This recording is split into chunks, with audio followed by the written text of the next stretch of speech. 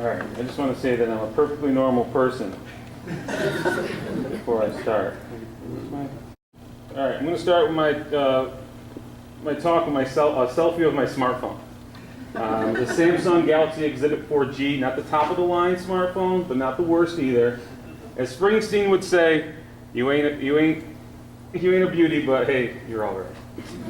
I met her in 2011 at the mall, and she would change my photographic life forever. The first photo we took together was this toilet on my street. It's a beautiful image of a not so beautiful object.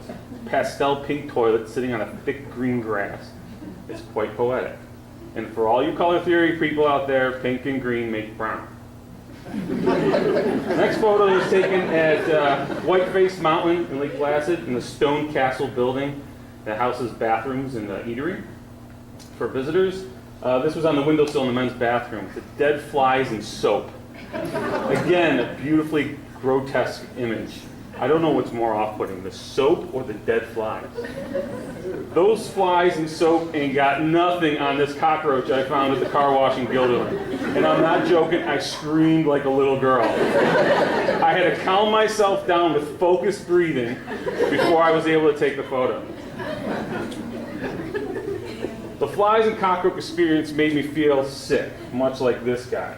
I am a collector of head images.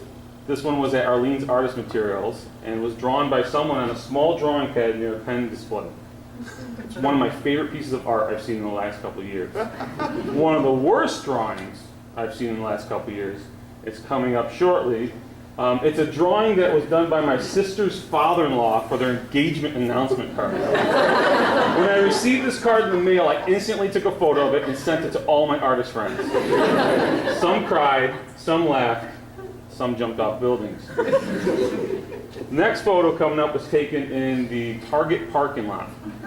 I'm sure the person who dropped this was probably upset and most likely cursed the entire drive home, but for me it was aesthetically beautiful. And I thought to myself, if only one of our students had dropped this, they could have used it for an art project. Now that we're on to art students, I would like to share a photograph I took on the last day of drawing class, when a student handed his portfolio to me. Everything was rolled up or folded into 4 sections. As I shook my head in utter disbelief, I told him, stand still so I can get a photo of this. Now, bad drawings and ridiculous art portfolios aside, if I were to pick one of the most absurd photos housed in my phone memory, it would have to be this Price Chopper advertisement on the side of their truck. Who loves muffins this much? And more importantly, who okayed this ad campaign? Note to graphic designers, don't do that. On the other hand, I'm very thankful that they weren't advertising these on the side of the Price Chopper truck. I just don't understand how something like this gets made without anyone along the way seeing the irony in it. It's absurd. The next photo was taken on a local college campus, not Sage, and is part of their Christmas nativity scene. This is baby Jesus. I know what you're thinking, blasphemy, but keep in mind, I didn't really have to say anything. Your sinful imaginations did all the work. Again, did the designers not see the irony? And for the record, he's affectionately known as Penis Jesus on the campus. If you weren't disturbed by those, then you must be disturbed by this. I don't think Ford sold too many of these models. Maybe a couple of serial killers and assassins, but other than that, most people tend to stay away from these kinds of hood ornaments, and I would encourage you guys, if you see this, to run in the other direction. I think Lee Harvey Oswald drove it forward, didn't he? This photo was taken in Dallas on the 3rd floor of the Book Depository Museum, where Lee Harvey Oswald allegedly shot JFK. They didn't allow photos to be taken in the museum, but my trusty phone is quick and a better shot than Oswald. So I have a photo of it. So my girlfriend and I like to revolt against things. So this picture was taken in Paul Revere's house in Boston. And again, no photos were to be taken. And we were climbing up the staircase to the 2nd floor, and I started taking photographs. And I just kept telling her, we revolted. And I thought Paul Revere would be really proud of that.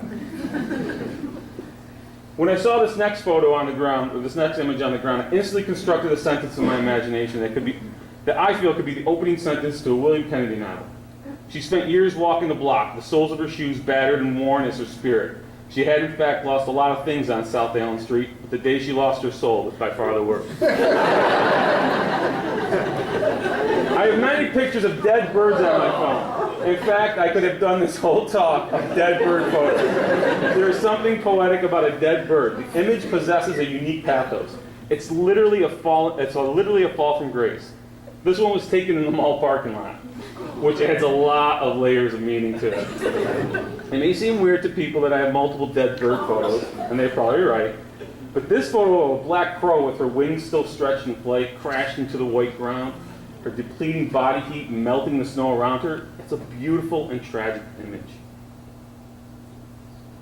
I think the next image, coming up, of a duck, which I see constantly throughout my walks in Albany, is the antithesis of those dead birds. I'm not against street art by any means. I like street art.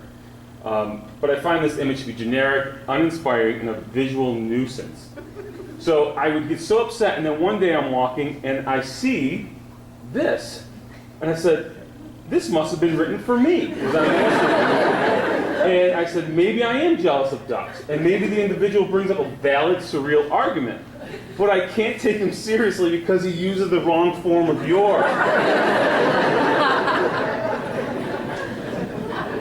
The last image is of Bob Dylan hanging in a Troy record store declaring him Jesus Zimmerman. And I think it's a good way to end my talk. After all, if you think about all the beautiful, grotesque, blasphemous, surreal, and ironic images of this talk, it pretty much could be a Dylan song. Thank you.